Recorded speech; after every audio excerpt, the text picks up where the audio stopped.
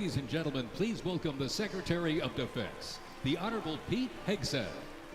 We'll listen to it. And just the craziest thing I saw was Pete Hegseth was at a baseball game when the Israel stuff all started. That's pretty funny. Because I'm sure he knew what was going to go down, but I'm guessing they did not want to give out any hints or anything. Accompanied by the Second Lady of the United States, Usha Vance, and their 3 children. Yeah, what happened in Minnesota is definitely insane. I don't know too much details because I was preparing for the live stream.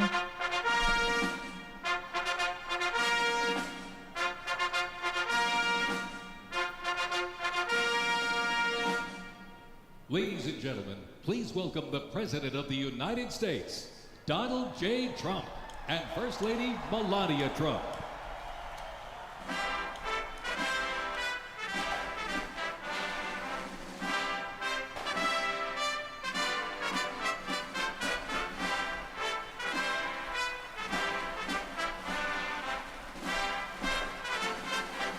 Captain, I think some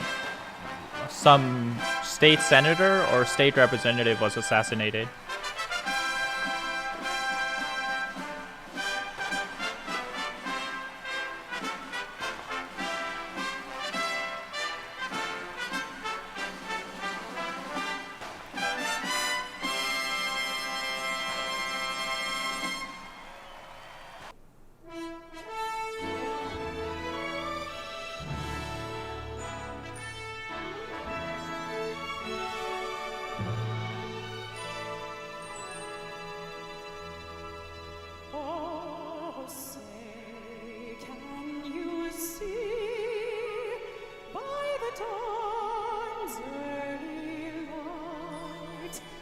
So proudly we hailed at the twilight's last gleaming,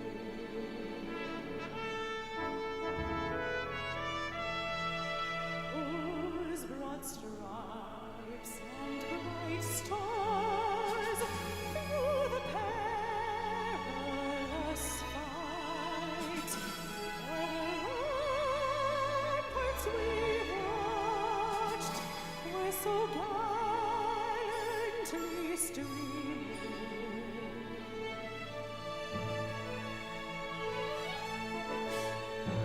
And the rockets red glare, the bombs bursting in air, gave proof through the night that our flag was still there.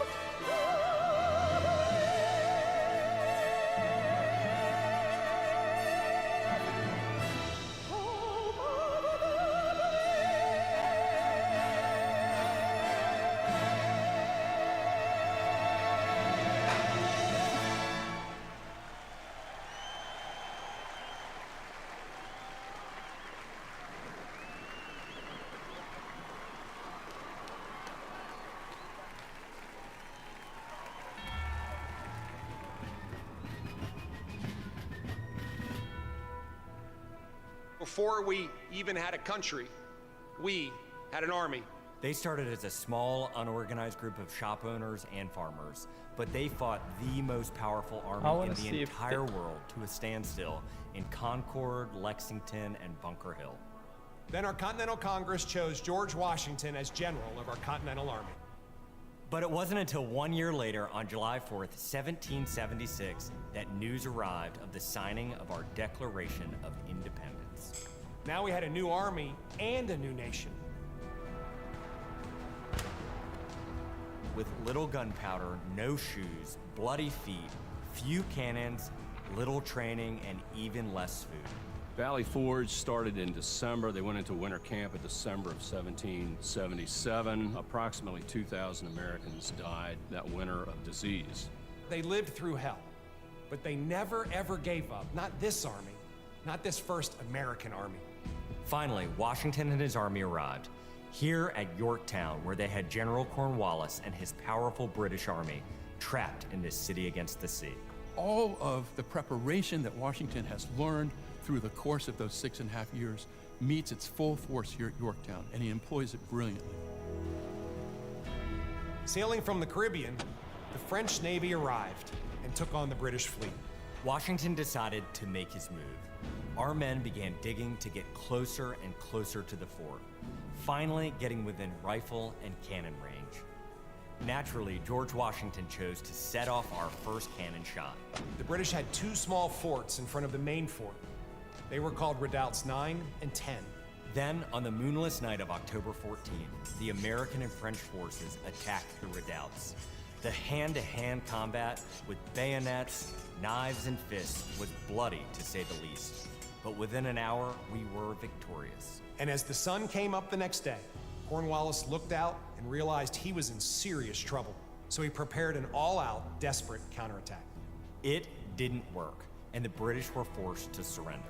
We were supposed to lose to the best army and the largest and most professional navy in the world. But our young army had won the war and our freedom. The freedom we hold so dear. And 250 years later, for what started as a ragtag group of shop owners, has now become the most powerful army in the world. Today, many things are very different from that army here at Yorktown, but one thing remains the same. An undying passion, guts, and love for our country remains deep in the heart of today's army. When I look into their faces, you can see it. That will never change.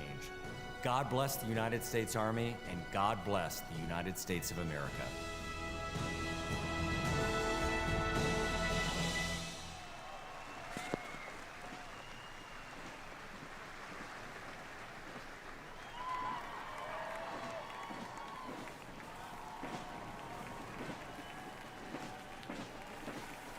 This is going to be huge for recruitment, showing off all the technology and stuff.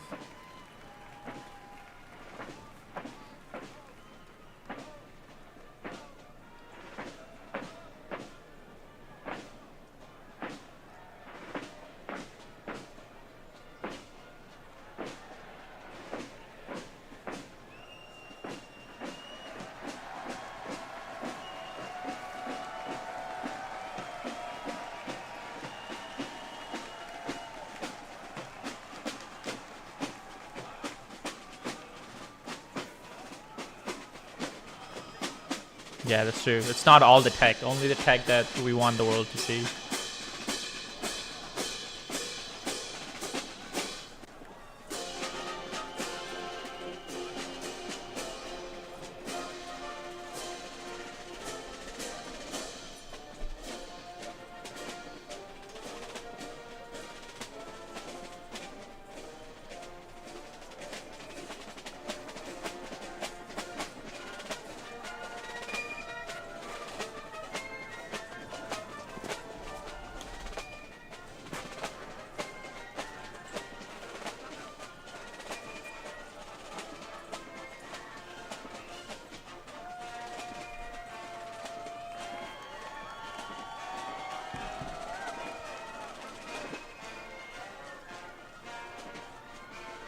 I think it's slowly gonna become, the weapons are gonna come, even the tanks and stuff.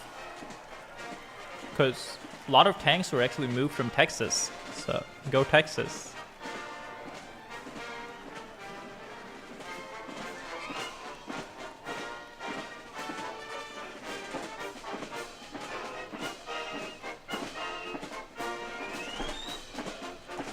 Ladies and gentlemen, our parade is officially underway. Up first, internationally renowned as one of the world's finest professional music organizations, the United States Army Band Pershing Zone. They are the premier music organization of the U.S. Army, our nation's most senior service. Stationed at Joint Base Meyer-Henderson Hall, Virginia, it plays an important musical role in events of national and international significance. They were founded back in 1922 by Army Chief of Staff John J. Pershing. They're led today by Colonel Bruce R. Pulver and Drum Major Rob Moore. Today, Pershing Zone is playing a melody entitled The Army Goes Rolling Along. This was actually written in 1908 by the then Lieutenant Edmund Louis Snitz Gruber, which was a descendant of Franz Gruber, who composed Silent Night. It was originally written to be the 5th Artillery Regimental song titled The Caissons Go Rolling Along, and in 1956 the lyrics were revised by Harold Arberg as the official song of the U.S. Army, and then retitled The Army Goes Rolling Along. Pershing Zone carries on its century-old legacy, playing a march that brings pride to every soldier, the Army Song. The 3rd Infantry Regiment is the oldest active duty unit in the U.S. Army. Established back in 1784, the unit was dubbed the Old Guard by Major General Winfield Scott during a victory parade in Mexico City after the Mexican War. It is the U.S. Army's official ceremonial unit and presidential escort, conducting year-round tactical training to ensure the highest standards and utmost discipline of its soldiers. The unit routinely represents the U.S. Army and our nation in official ceremonies, major sporting events, and their own, the U.S. Army's own Twilight Tattoo. The Old Guard also maintains 24-hour vigil of the Tomb of the Unknown Soldier, while also conducting funeral services honoring our fallen heroes at Arlington National Cemetery. The regiment's 50 campaign streamer stand is a testament to its long, faithful service to our nation. Ladies and gentlemen, the 3rd Infantry Regiment, the Old Guard. Wait, is it just U.S. Army or Marines and stuff are going to be there too? In 1775, the shot heard round the world at Lexington and Concord sparked a revolution, uniting 13 colonies and forging a continental army from farmers and frontiersmen. Against the odds, they turned the tide at Trenton and Saratoga, survived Valley Forge, and at Yorktown forced a British surrender, securing independence and giving birth to the United States of America. It's just the army, damn.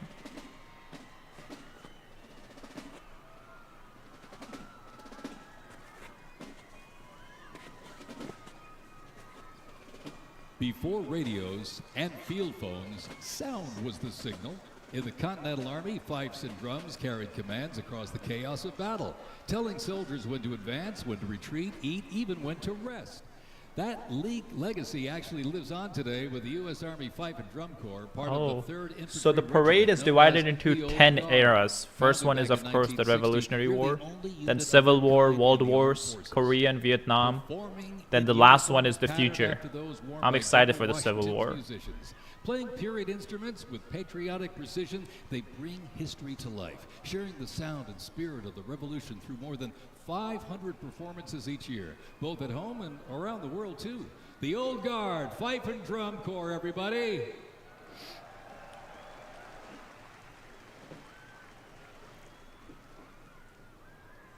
And now, from high above, ladies and gentlemen, celebrating 250 years, your United States Army parachute team, the Golden Knights. Descending at over 120 miles an hour, the Golden Knights are using flexible wing gliders to maintain their formation. They open their main canopy simultaneously. Yeah, I'm just waiting for the jets too. And the BTs if they pull it out. I'll tell you, they can't hear you, but they sure can see you. You can give them a great big wave, ladies and gentlemen. The Golden Knights, the finest parachuting team in the world.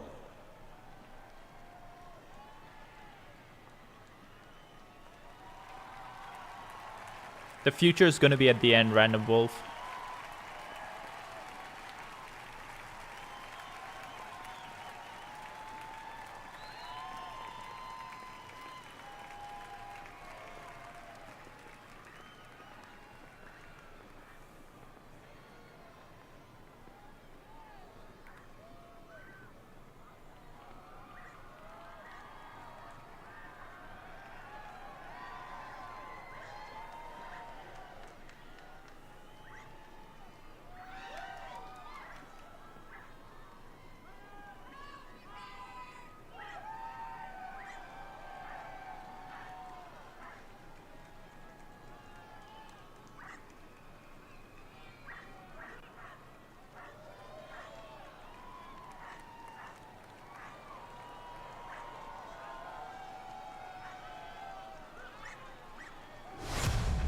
Fort Sumter in 1861. A nation divided. Over 4 Civil brutal years, War. nearly 2 million soldiers fought to preserve the Union. Among them, 5 future presidents and the first recipients of a brand new military decoration, the Medal of Honor. With independence won, our nation's westward expansion began. The Army moved in step, guarding settlers as native scouts lit the way. Immigrants joined the cause, and the Buffalo Soldiers etched a legacy of grit and honor across the American frontier. Mr. Stiffington is saying Iran's about to find out why US doesn't have free healthcare. As they march by, a soldier's uniform signals their duty, their role, and their readiness. And by the late 1850s, official regulations outlined distinct looks, shaping the Army's identity and function across the force. Soldiers were issued 2 coats. One, a short sack coat for work in battle, with brass buttons and colored trim that marked their rank.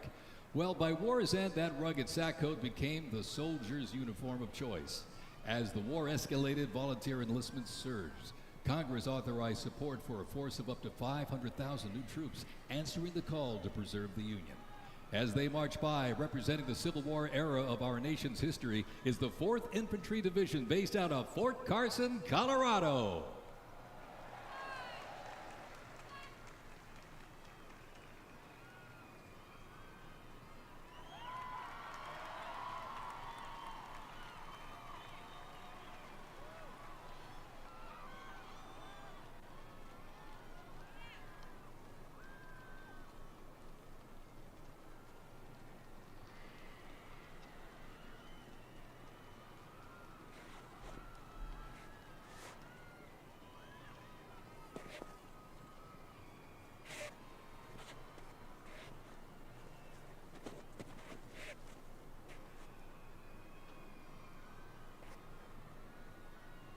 I think, David, we had someone whose brother was a former veteran.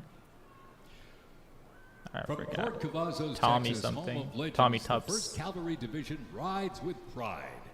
Born from the thunder of horse cavalry traditions of the Civil War, the 1st team forged its reputation on the front lines of history. They stormed Manila with the flying column, charged into Pyongyang as the first to breach the line and face the brutal crucible of Ia Drang, the first of 13 named campaigns in Vietnam where they proved their mettle. Today, that same warrior spirit lives on. You'll know the name, and you'll know them by their iconic cav hats, elite soldiers, and cutting-edge equipment. Tough, fit, fearless. The 1st Cavalry Division is a lethal, disciplined force that stands ready to fight and win anywhere, anytime, and the legacy rides on. This is the Cav.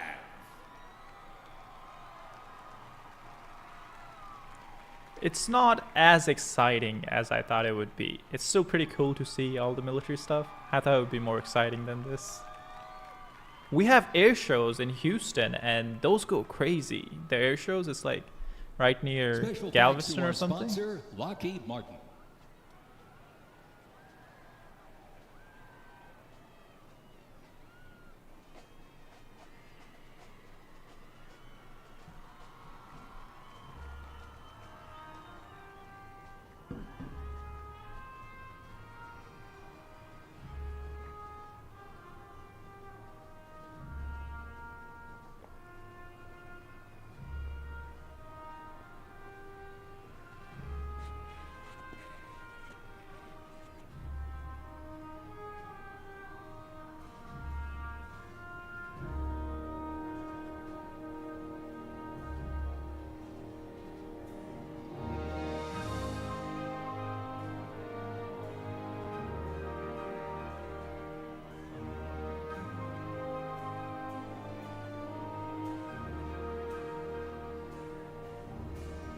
In 1914, years of escalating competition between European alliances culminated in the I outbreak don't of think the we should be First World War. celebrating the Confederate flag The at two the army sides parade. engaged in the savage war of attrition, defined by opposing trenches, barbed wire, poison gas, and mass casualties. The United States initially maintained its neutrality, but was eventually drawn into the conflict in 1917. Despite having less than 130,000 soldiers at the beginning, the Army eventually grew to over 4 million, with nearly 2 million soldiers serving in Europe. In 6 months of fighting, nearly 50,000 Americans lost their lives, with another 190,000 wounded. The guns fell silent with the armistice of November 11th, 1918.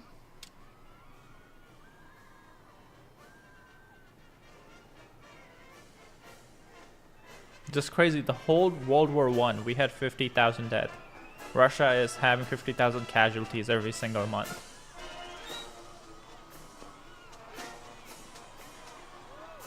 We continue on with more USA World War I rolling stock. This 1918 Dodge touring car was part of the legendary 1919 Transcontinental Convoy. 3,251 miles and 62 grueling days across the Lincoln Highway. Now remember, no pavement, no GPS, and no power steering. Just grit, determination, and the drive to push Army mobility into the future. This car literally helped pave the way for the roads we rely on today, and reminds us when the Army moves, the nation follows. The 1918 Dodge touring car.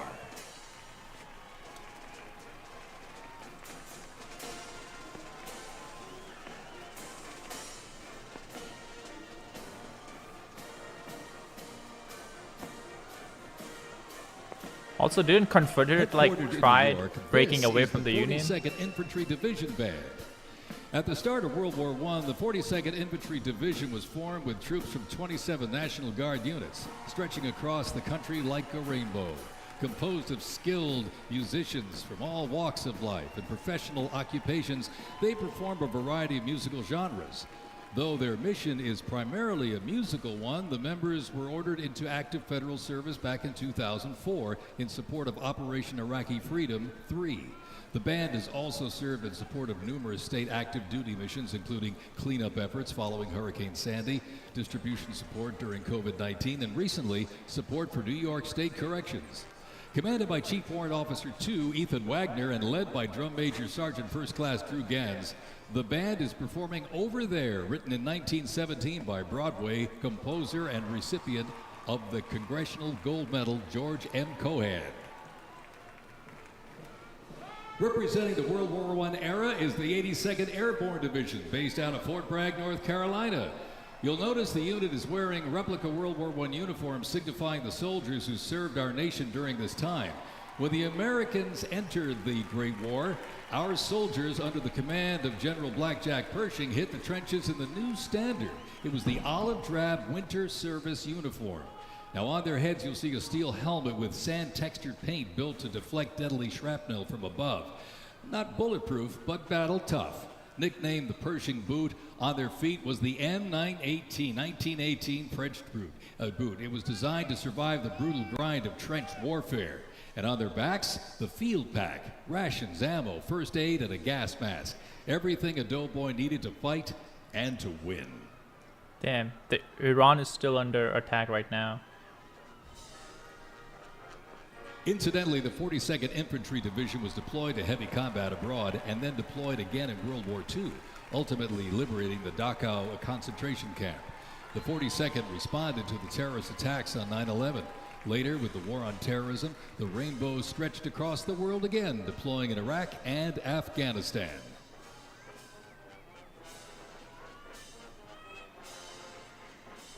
Thundering into view, the pride of Fort Sill, the U.S. Army Artillery Half Section.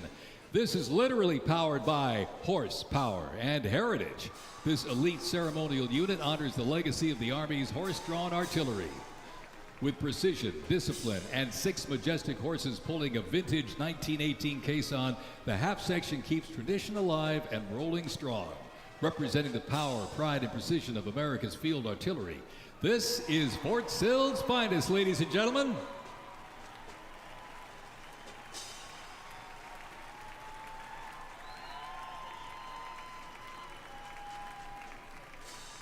Special thanks to our sponsor, Form Energy.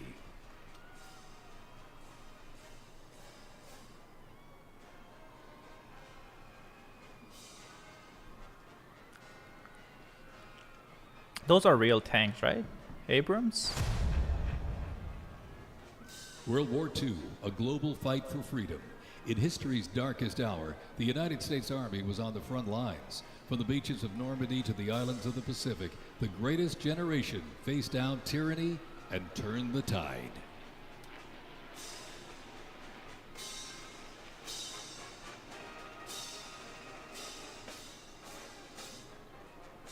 From bombers to fighters to transports, U.S. Army aircraft started to thunder across the skies in World War II. And take a look up there, ladies and gentlemen. Flying overhead right now, they are fast, they are fierce, and famously used in the Doolittle raid over Tokyo. Leading up front, the mighty B-25 Mitchell. Up next, the Cadillac of the sky, the P-51 How are Mustang. they recording that? From the sky, we're back down on the ground. In World War II, one vehicle led the charge, the legendary quarter-ton 4x4 command recon vehicle, the Jeep. You might have a Jeep in your driveway, but not like this. The U.S. Army truck quarter-ton 4x4 command reconnaissance, better known as the Jeep, was an iconic vehicle of World War II and was the world's first mass-produced four-wheel drive vehicle. The Army used the Jeep for almost every military activity. Vehicles, scout cars, We have a donation from Urgent. What excites America most? B-2s, F-35s, F-47, SEAL Team 6? I would say it's probably F-35s or SEAL Team 6, at least in like the online culture.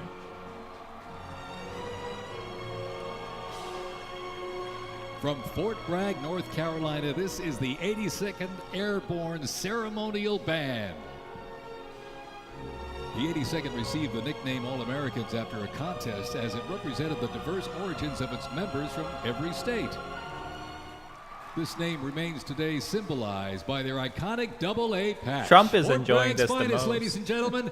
Give them a big round of applause, the 82nd Airborne Ceremonial Band.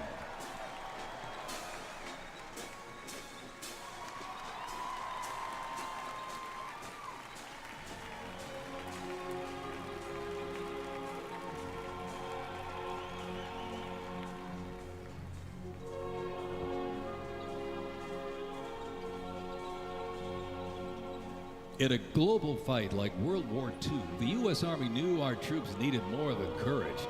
They needed innovation. Uniforms evolved for every environment, but olive drab remained the mark of the American soldier. Shaped by lessons from the trenches of World War I, the Army introduced two battlefield essentials: the M1 helmet, tough, stable, and built to protect under fire, and the M1 Garand rifle, powerful and fast. It gave American troops a very clear edge. General George S. Patton called the M1 rifle the greatest battle implement ever designed, and history proved him right. So the parade was moved up 30 minutes The because 82nd Airborne Division, there's rain is coming. best known for their bravery on D-Day, when 12,000 parachute and glider troops destroyed German supply lines after fighting for 33 days straight.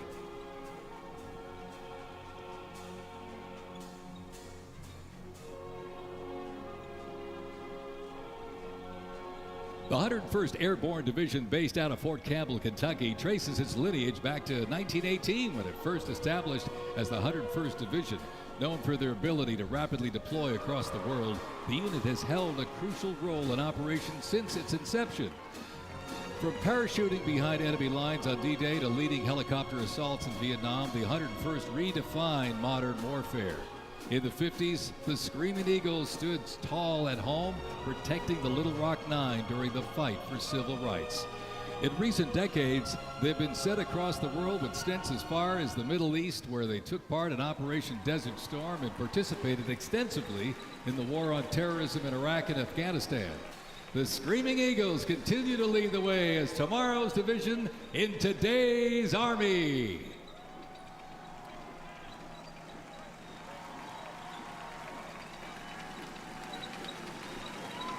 The iconic Sherman tank is here, ladies and gentlemen. It was the cornerstone of the U.S. Armed Forces, showing its military might in World War II. It became one of the most influential tank designs of the 20th century. The M4 tank was nicknamed the Sherman tank after Civil War General William Tecumseh Sherman. Actually, it was named by the British. With almost 50,000 produced during World War II, the Sherman tank was in active service until 1957. In World War II, the M16 half-track was a force to be reckoned with. It was a self-propelled anti-aircraft weapon with speed, firepower, and grit. Nicknamed the meat chopper, its quad 50 caliber mount could unleash 2,300 rounds a minute. Quite devastating. It served through Korea, Vietnam, and beyond, and remains in use in U.S. allies to this day. The M16 half-track brings the fight wherever it rolls. Alpha Wolf.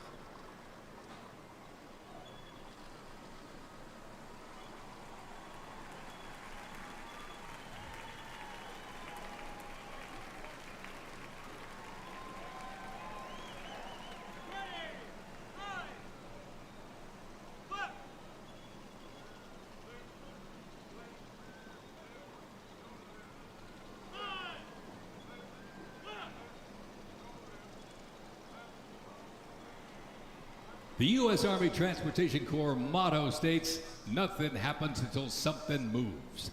That was never more Eric, true than with this. Look at nice this, Suns logo, 2.5-ton but Chevrolet Deuce and a we're gonna half. go through all the It could history, move then up we're to gonna go to 10,000 future. pounds of cargo and was the backbone of the Red Ball So Express. parade is that divided took the into Allies different apart eras. After D-Day in World War II.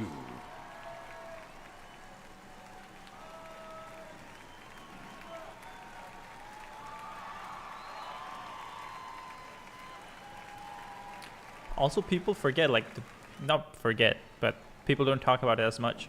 The industrial stuff we did during World War II played probably much bigger role in winning the war than like stuff on the front lines. The future stuff will come at the end. I don't know what they're gonna show in the future section. It's divided into 10 different military eras.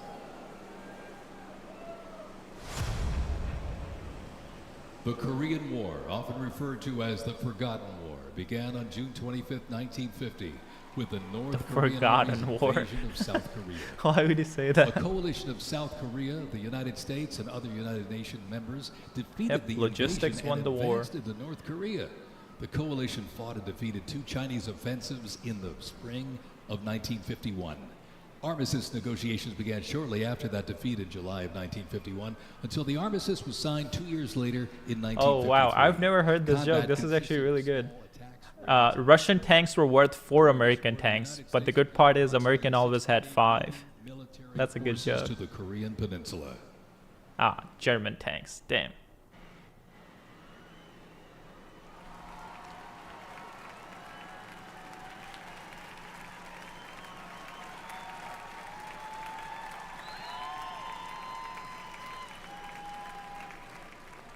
Yeah, German tanks. My mistake. That's what the message said.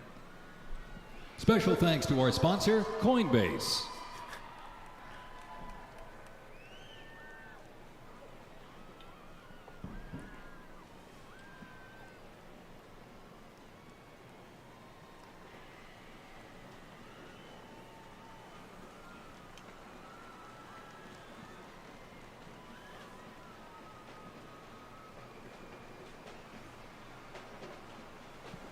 The M151 kept rolling along as the lightweight, high-mobility general-purpose vehicle replacing the famed World War II Jeep back in 1961.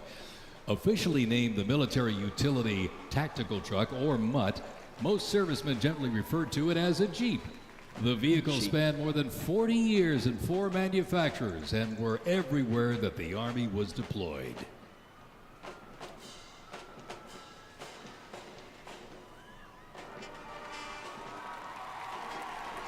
Wow, just a quick update. Israel is now asking US to join the war. Another rolled by earlier, and at 2.5 tons, this deuce and a half, the M35A2 classic military transport truck, was a mainstay of the U.S. Army for decades, particularly during the Vietnam War and Operation Iraqi Freedom. The deuce and a half proved its value moving cargo, supplies, and soldiers. Its capabilities include up to 5,000 pounds off-road and 10,000 pounds on-road, making it ideal for moving just about anything. In the jungles of Vietnam, the U.S. Army faced a new kind of war. Helicopters became the new workhorses of battle, delivering troops, firepower, and supplies into some of the most unforgiving terrain on Earth. This is the U.S. Army in Vietnam, the era of air mobility, fierce firefights, and unwavering brotherhood.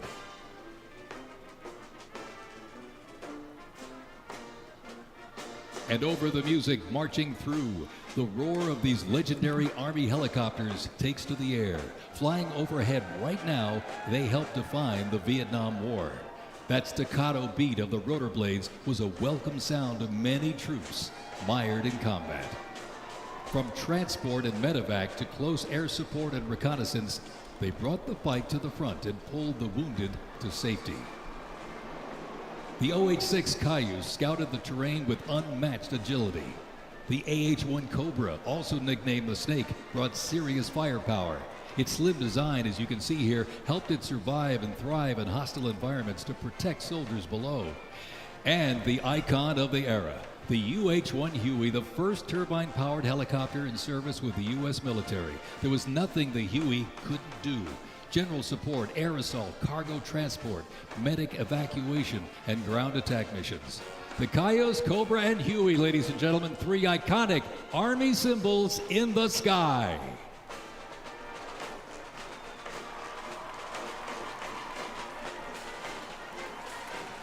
The 1st Cavalry Division Band, based out of Fort Cavazos, Texas, has played a vital role in U.S. military history. Since its origins back in 1855 as the band of the 2nd Cavalry, it has supported operations from the Civil War to Desert Storm. Over time, it's evolved into a powerful force using music to strengthen bonds between Again, soldiers everyone and who's just joining in, the parade is broken into 10 different eras. So we're going to go through all the historic eras, then the modern era comes at the end. upheld the division's enduring legacy.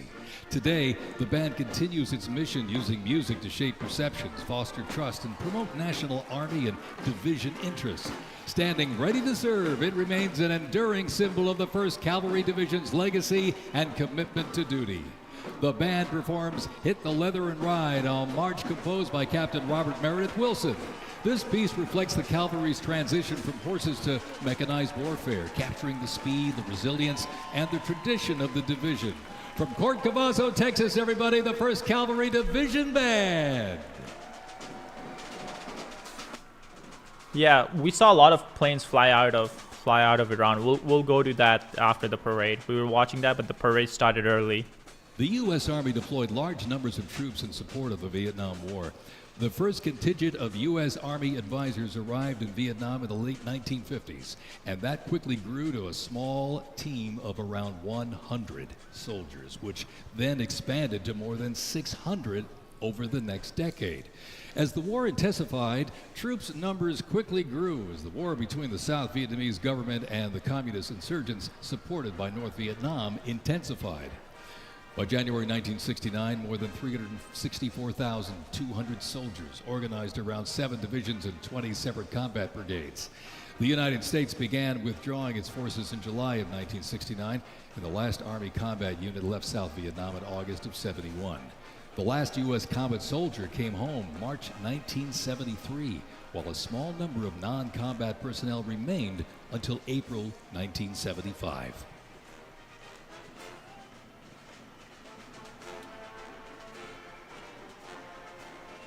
Representing the Vietnam War era is the 101st Airborne Division based out of Fort Campbell, Kentucky. The unit is wearing replica Vietnam War uniforms signifying the soldiers who served our nation during this time. Blistering heat, thick humidity, and unforgiving terrain demanded uniform innovation, and the Army, they delivered.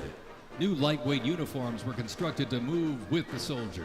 The M16 replaced the M1 Garand, calling for redesigned ammo gear and faster reloads in combat. Body armor got smarter, jackets and trousers got lighter, and field equipment was reimagined to meet the mission head-on. Gone were the heavy Mickey Mouse boots, replaced by canvas tropical combat boots that offered better grip, faster drying, and all-day endurance.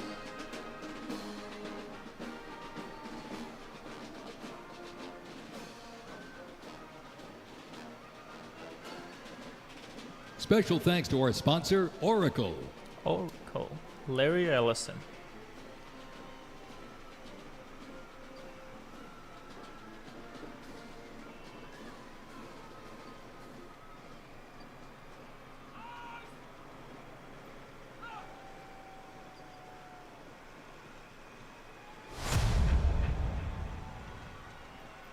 Gulf War. Desert Storm is coming. When Saddam Hussein's Iraq invaded Kuwait in August 1990, the U.S. Army deployed to Saudi Arabia to deter further Iraqi aggression in the region for what was known as Operation Desert Shield.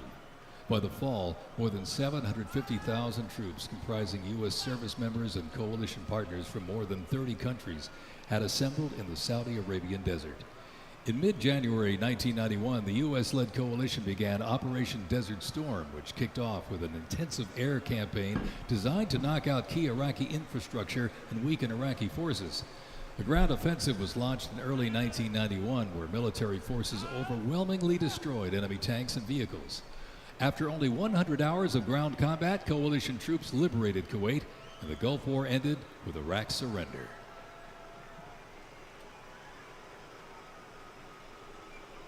Oh, did the audio go down? What the hell?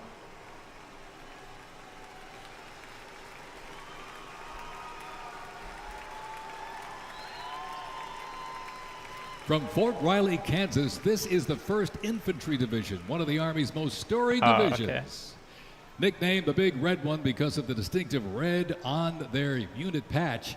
As the oldest continuously serving division in the U.S. Army, the unit has participated in every major operation since World War I, living up to its motto, no mission too difficult, no sacrifice too great, duty first. The 1st Infantry Division was originally established as the 1st Expeditionary Division in 1917 and spearheaded the American Expeditionary Forces in France during World War I. In World War II, the Fighting First stormed Omaha Beach on D-Day and liberated Nazi concentration camps.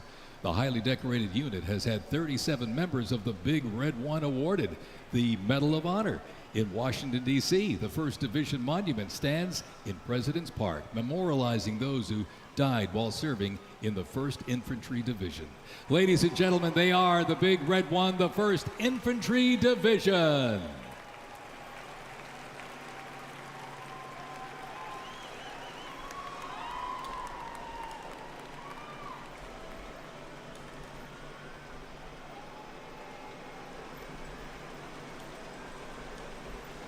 More military rolling stock. During Operation Desert Storm, the M2 Bradley fighting vehicle proved its value on the battlefield. It is fast, it is tough, and it is lethal. Named for General Omar Bradley, a leader from West Point's famed class of 1916, the Bradley was built to carry troops into combat with protection and power. Armed with a 25mm chain-driven cannon and twin tube-launched optically tacked wire-guided missiles, it played a critical role in clearing the way during the ground assault into Iraq. While the Paladin looks and sounds like a tank, it is technically a self-propelled howitzer and was first introduced back in the 1960s. Over the years, it's been upgraded to perform in versatile battlefields from Vietnam to the Soviet Union to Iraq.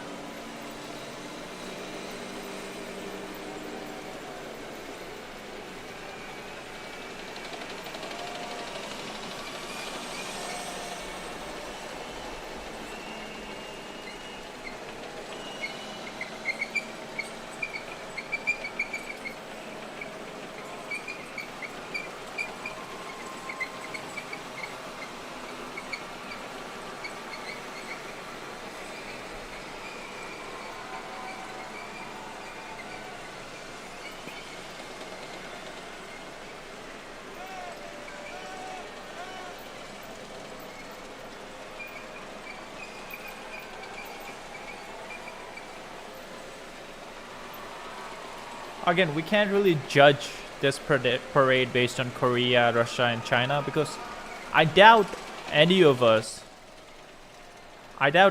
have ever watched a full parade from Russia or Korea. We just see the highlights and the clips, and this time we're watching the full parade.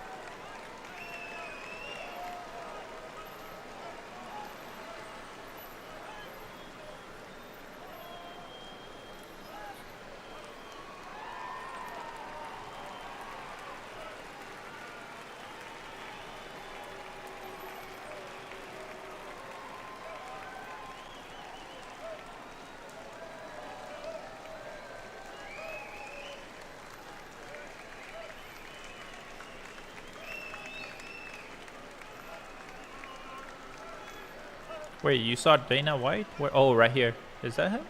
Oh no, I'm dumb.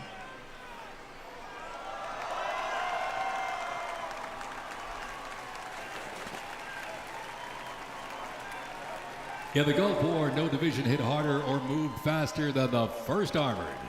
The 1st Armored Division, nicknamed Old Ironsides, is the oldest, most recognizable armored division in the United States Army. As part of the buildup for World War II, cavalry and reconnaissance units were brought together to form the 1st Armored Division in 1940. In the Gulf War, no division hit harder or moved faster than the 1st Armored. Old Ironsides really Trump led has the been way. standing all this During way. Desert Storm, they engaged in some of the largest tank battles in Army history that were decisive victories, shattering enemy formations. Based in Fort Bliss, Texas, America's Tank Division is currently supporting missions in 20 countries across 5 continents. From World War II to today, Old Ironsides remains battle-proven and always ready.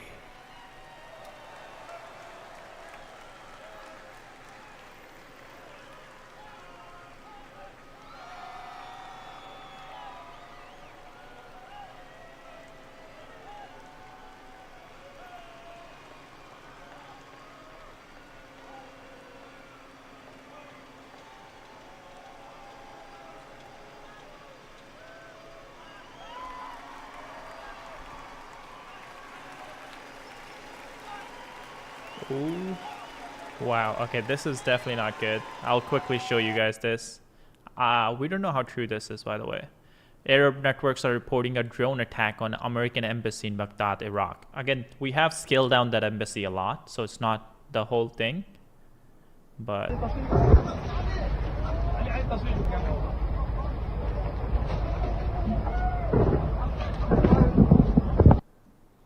I'll look at this more while we watch the parade.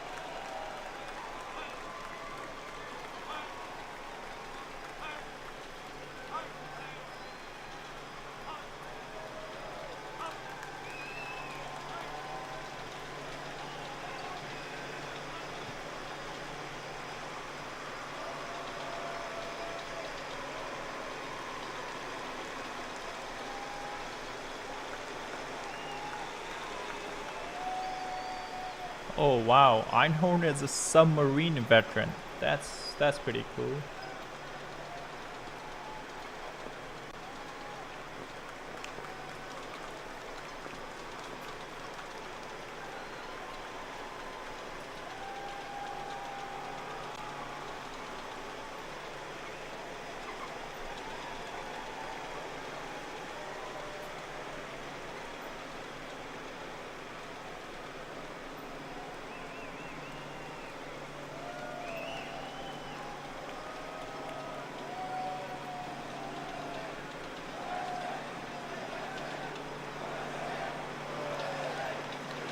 First used in Operation Desert Shield and Desert Storm, the M119 howitzer brought precision firepower to the front lines.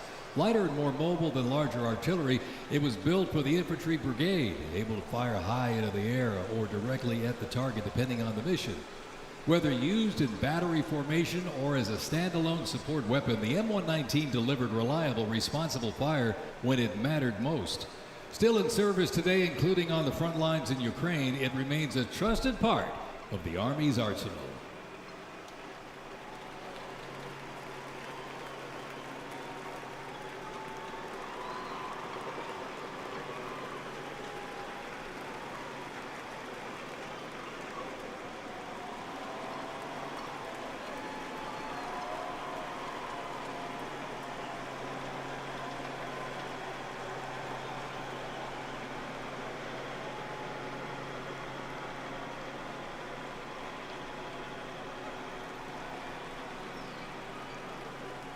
Special thanks to our sponsor, UFC. UFC.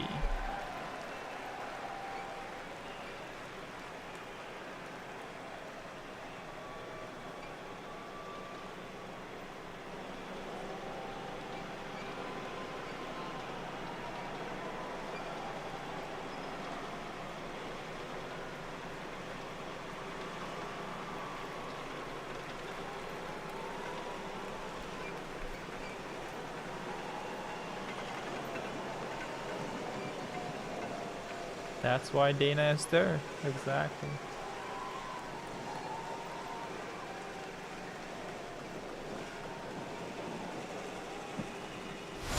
On September 11, 2001, terrorists destroyed the World Trade Center in New York City and struck the Pentagon in Washington, D.C. Did you guys see the Osama bin Laden in response, documentary the U.S. on launched Netflix? the global war on terrorism. The U.S. would stop potential threats around the world and take the fight to terrorist groups and the nations that back them. The Army immediately deployed forces to Afghanistan to destroy Osama bin Laden's al-Qaeda terrorist organization and depose his sponsors, the ruling Taliban. The 2003 President Bush expanded the war to Iraq. Soldiers and other armed services. It's really good documentary. You should definitely watch to that. Stabilize Iraq and prevent terrorist groups from overthrowing its Just new came government out. Continues to I this think it's day. just called Osama. The It came out like campaign in a month Afghanistan ago. lasted until 2021 when U.S. forces withdrew and the Taliban returned to power.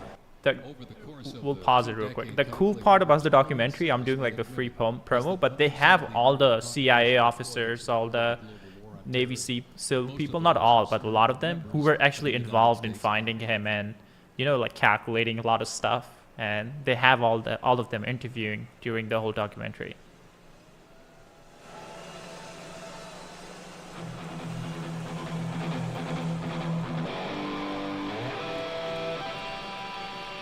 My bad.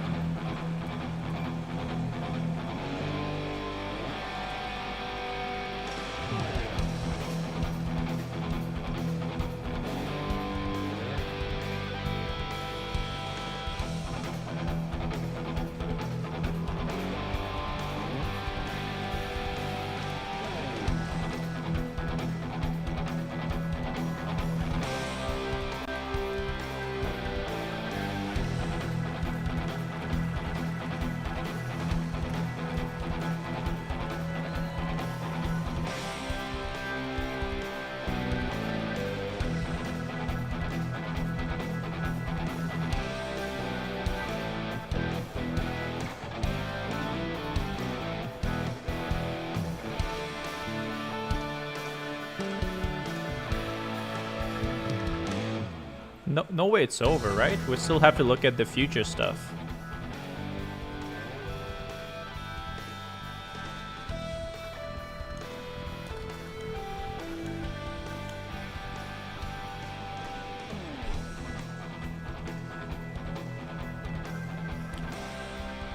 It's happening in DC, Kate.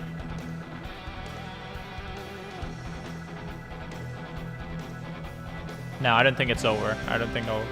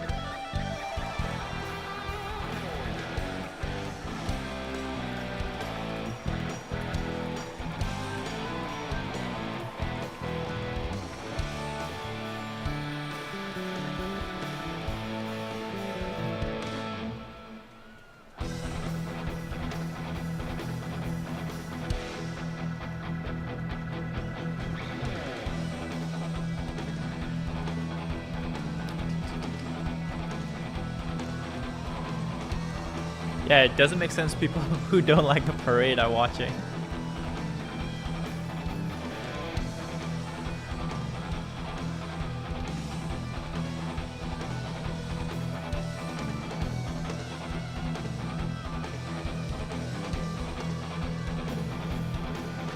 I don't think Trump left yet. We still have the future section.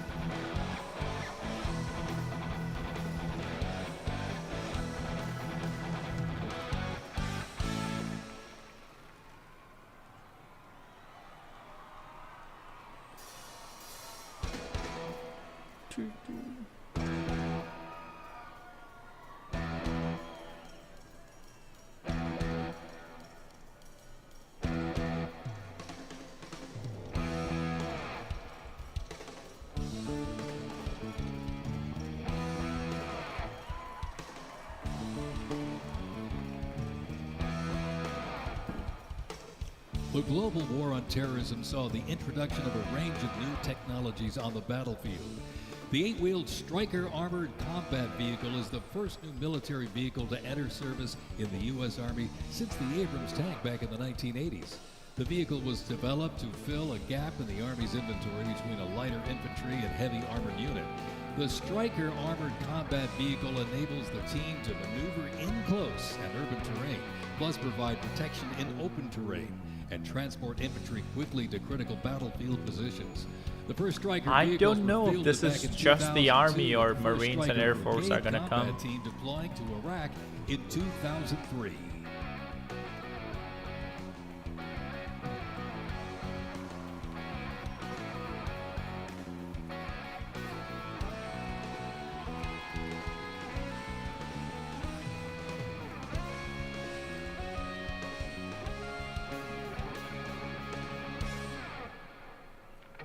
By the way, we're at 900 likes. Be sure to hit the like button if you haven't already. Trying to get to 1,000.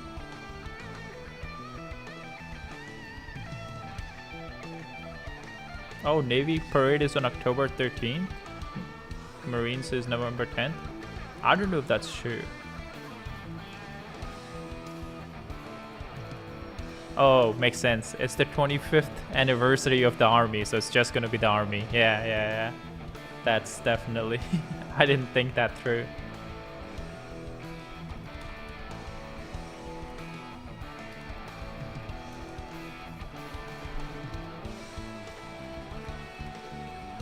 Oh yeah, 250th, not 25th.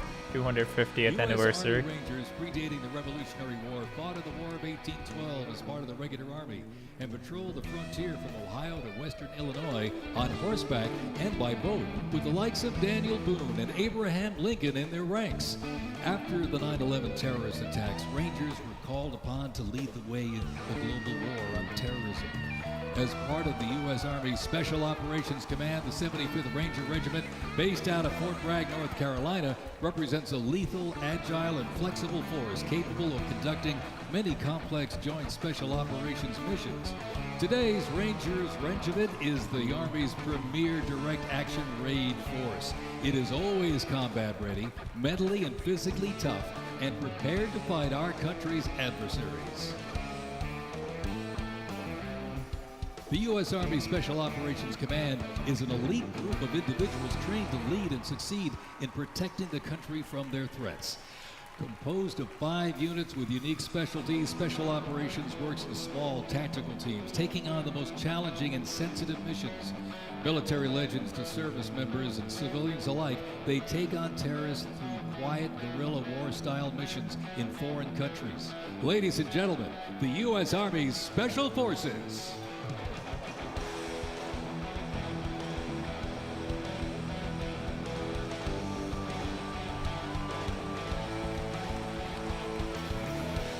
This guy looks like 6'8". The Stryker Brigade combat team combines the capacity for rapid deployment with survivability and tactical mobility. Thank you for $10, David. David enjoys the videos during his drive. Glad we can be helpful. Places and at home requires new tools such as unmanned aerial vehicles for surveillance and the Blue Force tracker to see real-time details of troop movements. The United States does not face the challenging international environment alone. Our network of allies and partners is an advantage that our adversaries can never hope to match. Over 80 nations have fought alongside the United States or assisted it during the global war on terrorism.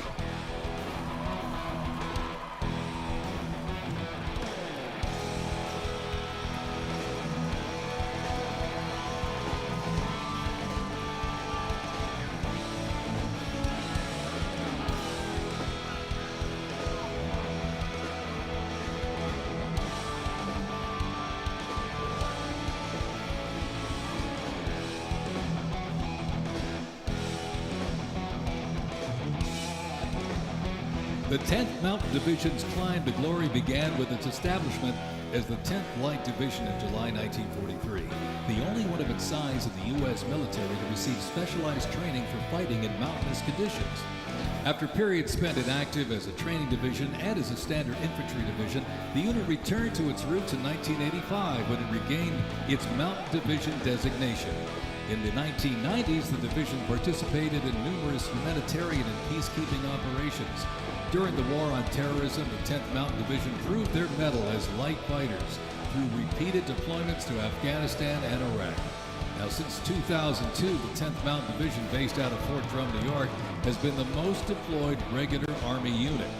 Its combat brigades have seen over 20 deployments to both Iraq and Afghanistan in support of Operation Iraqi Freedom and Operation Enduring Freedom.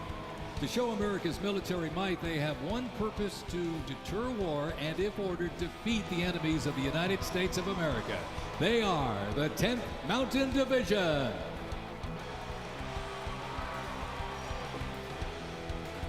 Investments in cutting-edge systems, drone technology, and AI-powered capabilities strengthen the force, equipping soldiers with tools they need to protect the country and defend democracy. The Army has 8 Stryker Brigade combat teams, 6 in the active component and 2 in the National Guard. More than 2/3 of the 7,000 servicemen and women who sacrificed their lives fighting the global war on terrorism were part of one of the Army's 3 branches: active duty forces, the Army Reserve, and the Army National Guard. The Army is continuously transforming to deter aggression to ensure our adversaries cannot outrange or outpace us. This transformation is not just about adapting, it's about maintaining dominance, ensuring that America's Army remains unmatched in its speed, flexibility, and ability to support the nation's strategic priorities. Okay.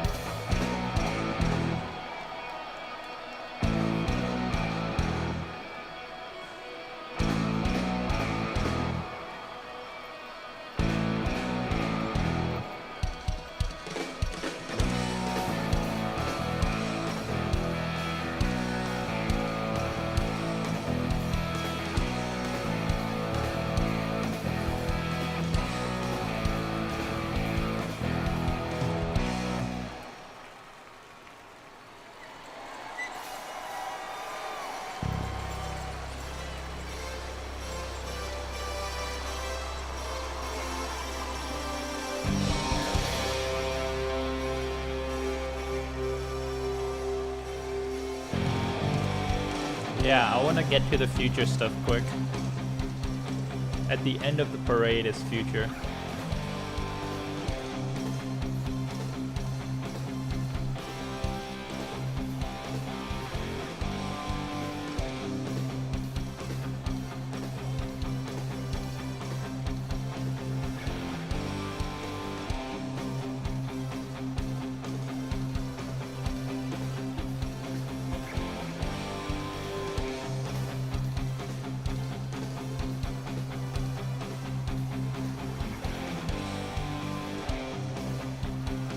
Special thanks to our sponsor, Palantir.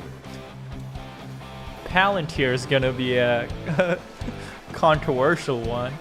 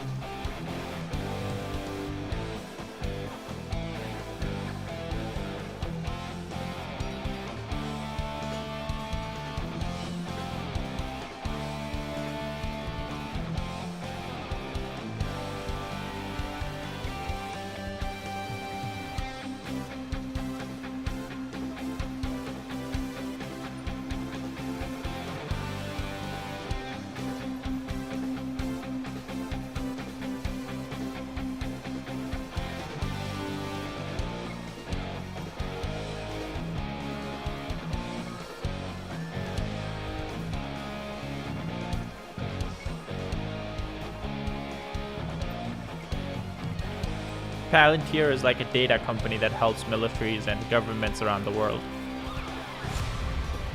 Today, the U.S. Army's mission is to deploy, fight, and win our nation's wars. How? By securing ready, prompt, and sustained land dominance by Army forces across the full spectrum of the conflict as part of the joint force.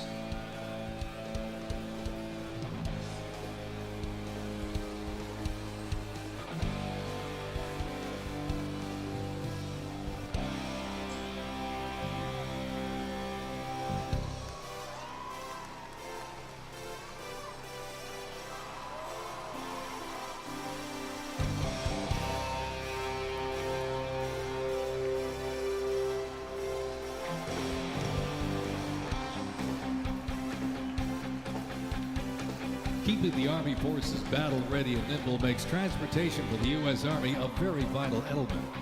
Spread across the parade today, numerous fighting vehicles, some designed for very specific functions and others for flexibility, but they all must be maintained. With over 200,000 trucks alone, wheeled vehicle mechanisms ensure that the fleet of vehicles are ready, and these mechanics get the job done.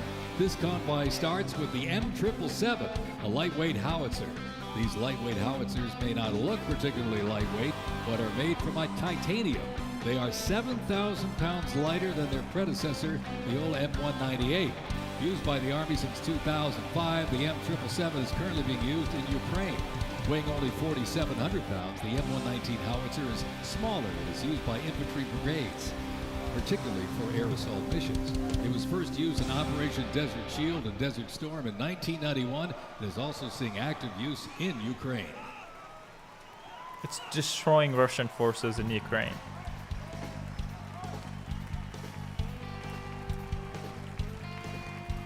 The 7th Infantry Division, stationed at Joint Base Lewis McChord, has been seeing continuous combat action ever since activation in World War I.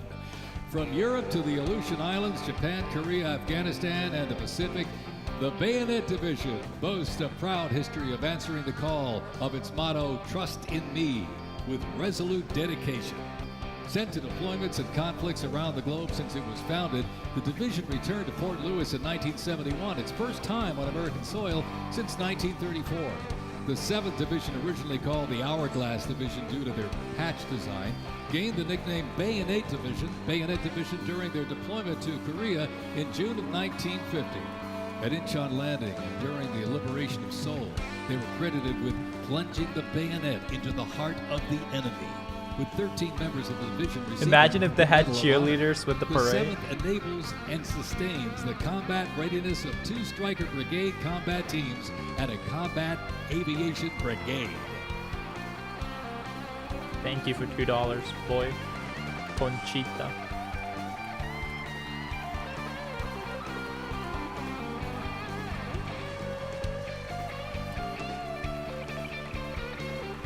You know what's funny about the Russian parade that happened? Putin wasn't even there. He was so scared about the Ukrainian drones, he joined in virtually. The soldier, the cornerstone of everything the Army does, we are continuously transforming.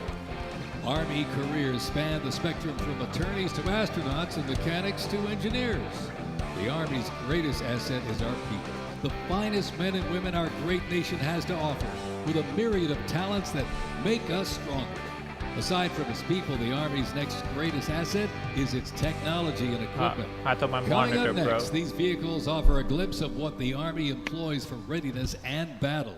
The portable howitzers and the portable Abrams tank were used extensively in the Gulf War, along with Bradley tanks and the infantry squad vehicle. The ISB provides enhanced tactical mobility of an infantry brigade combat team. This allows commanders greater freedom of movement and action. The ISB provides the warfighter with increased flexibility to ensure infantry units maintain momentum to achieve mission success.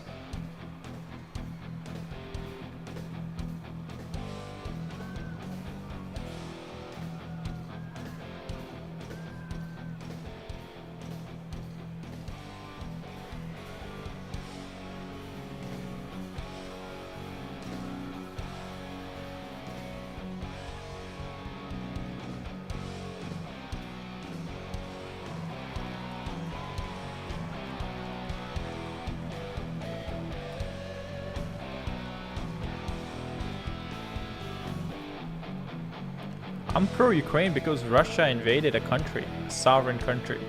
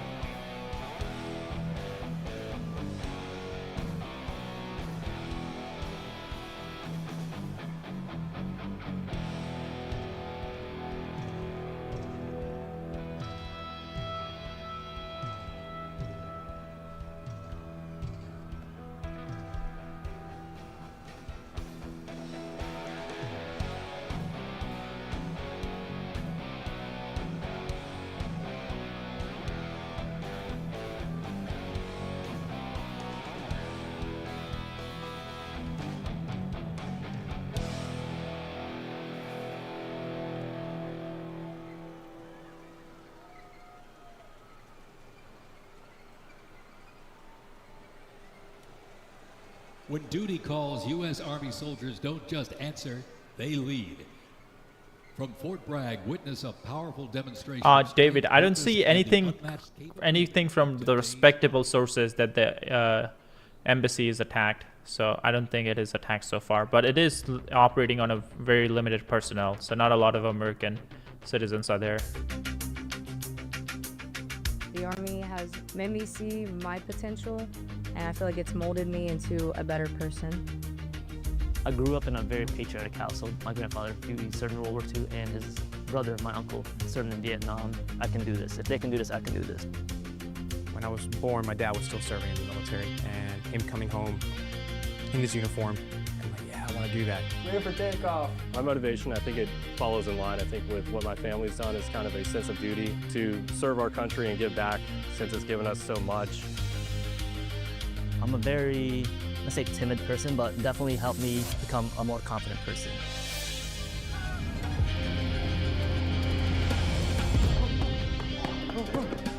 Working with a group of my peers, it really shows how much working with a team can strengthen you. All right, ready to go? Ready to go? I derive a lot of purpose from serving others. I think serving something bigger than myself gets me out of bed every day. If you follow it up, keep up.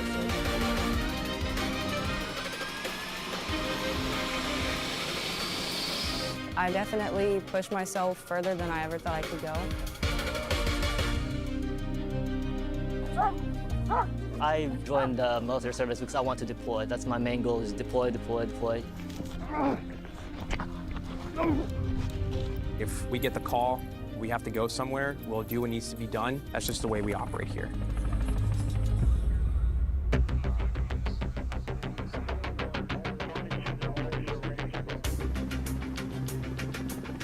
This is one of the few jobs in the nation where we all take an oath to say, I'm willing to put my life on the line for you, and they're willing to put their life on the line for me. This is what we train for. This is what I want to do. My team leaders and squad leaders, they know exactly what to do. Check equipment, check weapons, check ammo.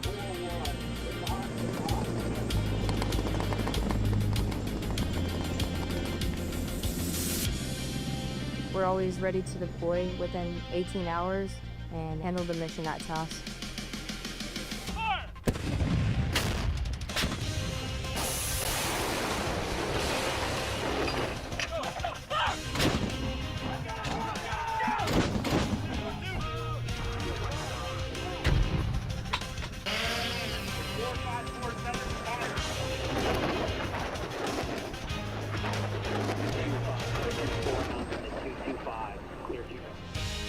We jump so frequently so that our jump masters and the paratroopers are ready to deploy. I'm very passionate about being a jump master. The paratroopers, they see you and, you know, they believe in you. I love to instill that confidence with my passion into those paratroopers. It's a rush. It's great. Drop in first for personnel drop.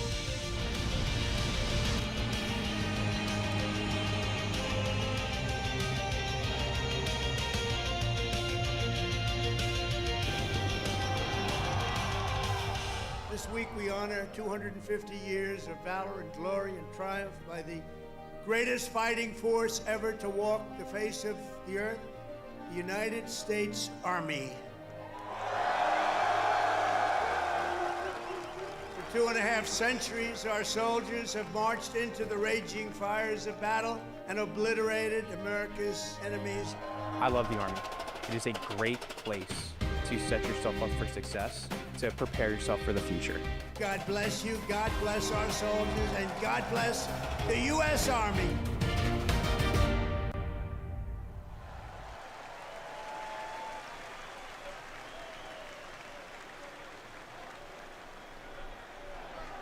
Thank you so much for $5, boy China again.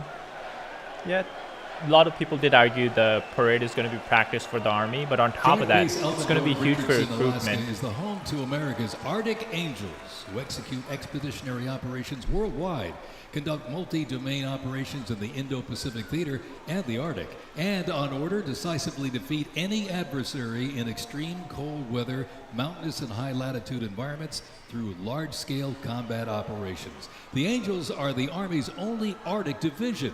Masters of Arctic warfare, the 11th serves worldwide in all climates. Established in November of 1942, the Angels of the 11th Airborne Division led the way in the Philippines during World War II and spearheaded an amphibious invasion of Luzon and distinguished themselves during the liberation of Manila.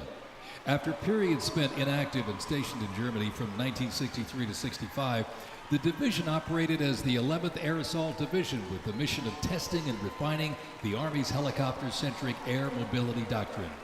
Activated once again in June of 2022, they remain dedicated to defending America's interests throughout the Arctic, in Alaska, and beyond.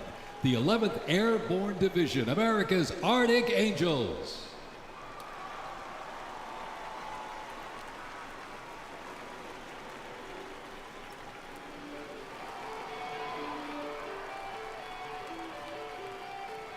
Requiring ongoing maintenance in the field and on base because nothing happens until something moves, wheeled vehicle mechanics supervise and perform maintenance, repair, and recovery operations on this vehicles is just for the Army, in a Arnold. variety of critical roles. Included in the array of mobile artillery such as Paladins and the Abrams tank is the Joint Light Tactical Vehicle known as the JLTV. It's highly adaptable, providing protected and sustained mobility for personnel and payloads. The JLTV is known for its off-road capability while providing armor against small arms and improvised explosive devices. The JLTV right there.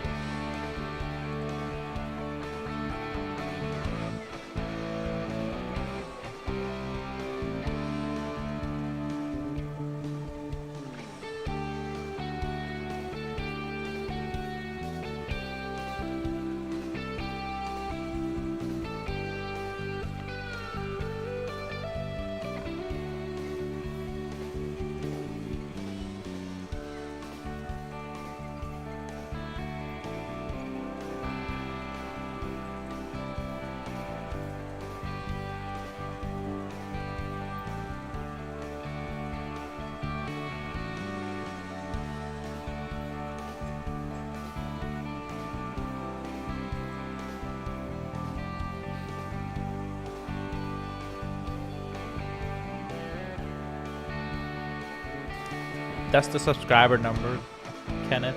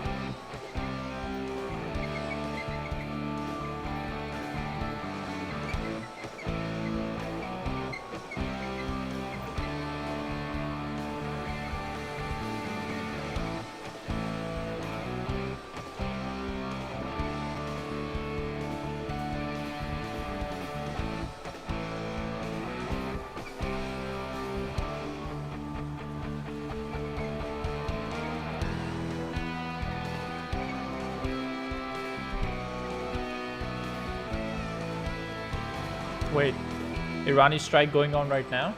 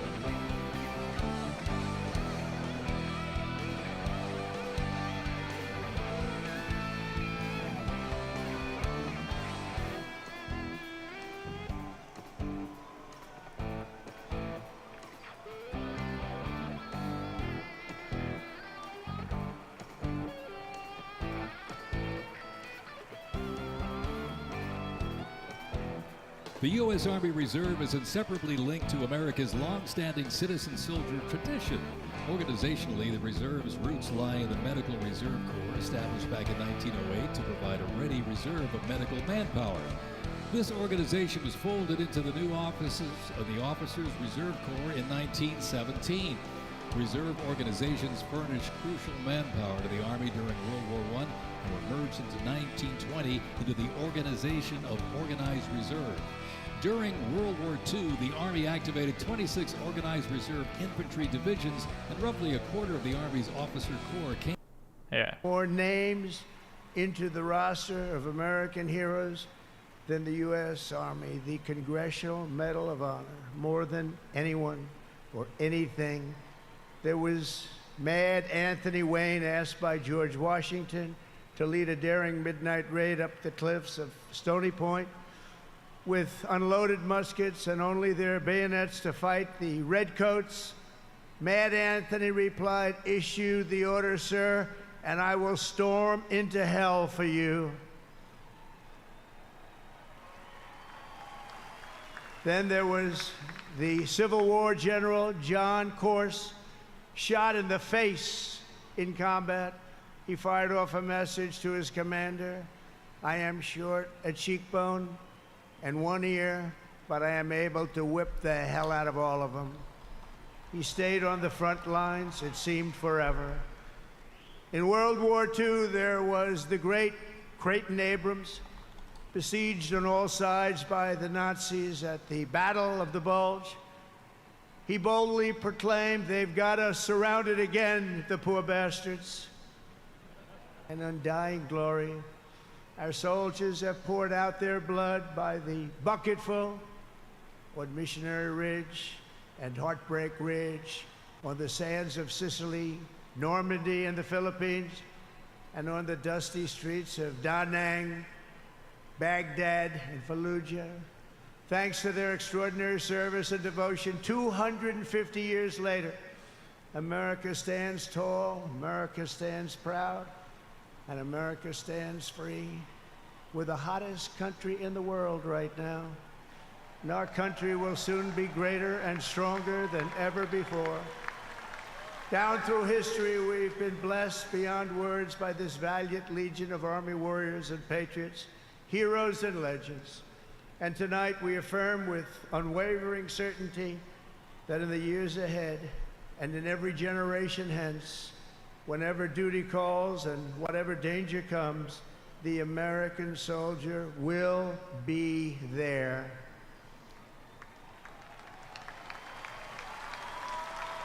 No matter the risk, no matter the obstacles, our warriors will charge into battle.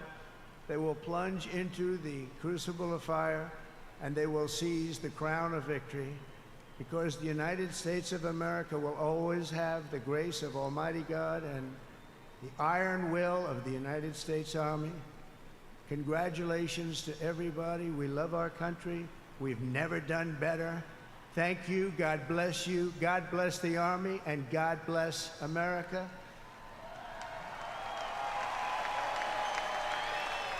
And now I'd like to ask our great First Lady to join me at the podium. Thank you very much, everybody.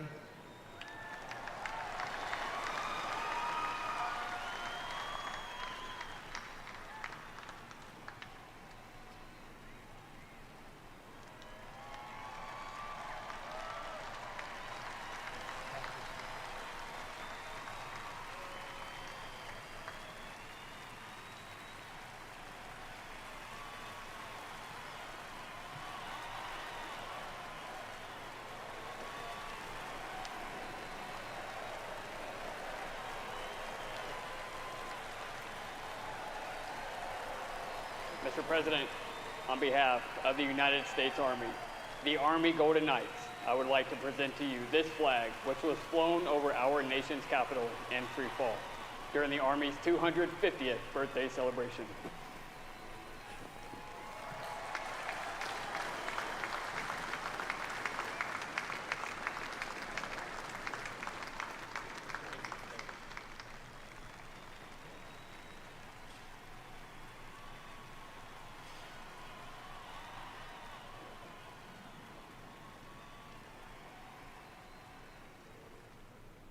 Ooh, is it door?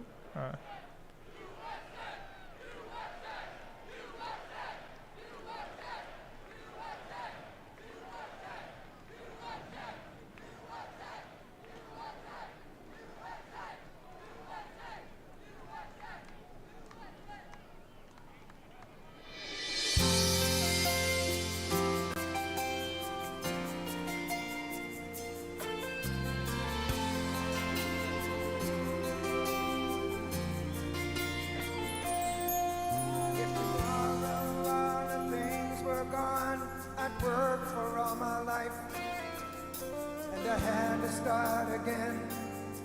Just my children and my wife. Thank my lucky stars to be living here today, 'cause our flag still stands for freedom, and they can't take that away. And I'm proud to be an American, where at least I know I'm free. I won't forget the men who died, who gave that right to me. And I gladly stand up next to you and defend her still today. 'Cause there ain't no doubt I love this land. God bless the USA.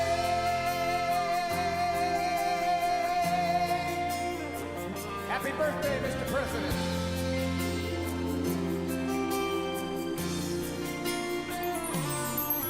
From the lakes of Minnesota to the hills of Tennessee, across the plains of Texas, from sea to shining sea. Detroit. There's another attack coming to Israel every time we start watching the parade. That's what happens. American heart, and it's time we stand and say, sing it with me. I'm proud to be an American, where at least I know I'm free. And I won't forget the men who died, who gave that right to me. And I gladly stand up next to you and defend her still today. 'Cause there ain't no doubt I love this land. God bless the USA.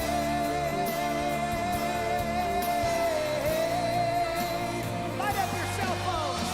And I'm proud to be an American, where at least I know I'm free. And I won't forget the men who died, who gave that right to me. And I gladly stand up next to you and defend her still today.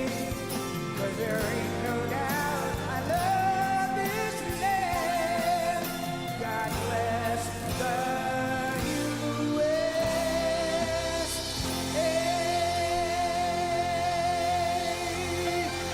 God bless the United States Army. Thank you.